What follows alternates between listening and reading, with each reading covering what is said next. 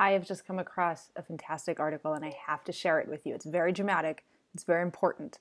The title is 50 Things You Should Never, Ever Say to Your Kids. Okay, note the emphasis. This is serious stuff. And I have an opinion about all of these. I don't have children, it's true. But you know what I do have?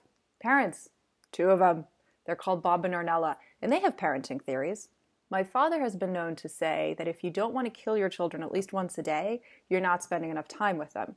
My mother's common threat was if I didn't stop doing what I was doing that was annoying her, or whatever the case may be, she was going to put matches under, she was going to tie me to a chair, put matches under my fingernails and toenails, and then light them.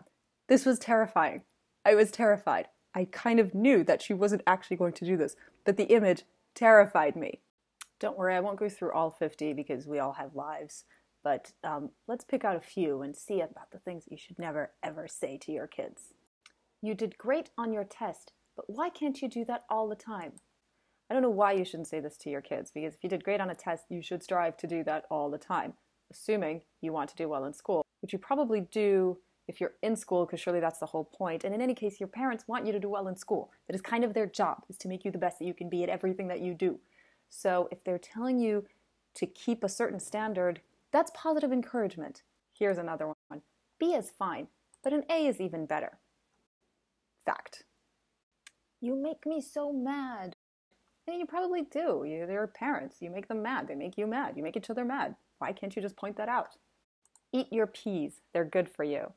Now, apparently the blurb here is that if you tell your kids that something is good for them, then they think that it doesn't taste good.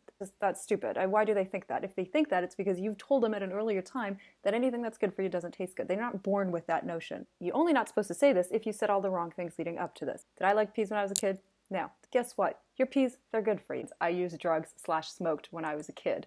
I mean, my parents smoked when I was a kid. But also, duh, your parents used drugs or smoked when you were a kid, okay? Because they were kids. Stop crying right now. I guess it kind of depends on why you're crying. If you're crying because you fell over and broke your leg, then you're probably going to cry and your parents probably not going to tell you to stop crying. If you're crying just because you want attention, then it's fair for your parents to tell you to stop crying. It's not that big a deal. Newsflash. Teenagers have no sense of proportion. Everything is a big deal when you're in middle school because that's your whole world. But in the scheme of the world, it's not that big a deal. Sometimes you will run into serious things, like you get hit by a car. Big deal. But in most cases, and for most people, those things that you think are a big deal, when you're fighting with your best friend, or so-and-so looked at you the wrong way, or the teacher was not nice to you today, is really not a big deal. You're fine. Refer to previous video. Hurry up and get ready. I tell anybody who's slow to hurry up and get ready. We're supposed to be somewhere and we're late. Hurry up, get ready. Don't make me turn this car around. I mean, if you're being a brat in the car, one time my brother and I were fighting in the car and we wouldn't stop. My mother said, if you don't stop fighting, I'm going to stop this car and make you get out. She wasn't bluffing. She did it. Playing that game wrong. We do these weekend outings where we go and play tennis for a few hours. And I'm just picturing me serving some horrible forehand that goes way out into the forest. And my parents just standing there saying, no, you did that right. It's okay. That's how tennis is played. A, would that have made me any good at tennis? And B, how much fun is that for everybody trying to play with me? I love this one. I told you so. My mother would say this to me all the time because she was always right. She was always right. I was always wrong. Again, as a kid, I didn't have much experience of the world.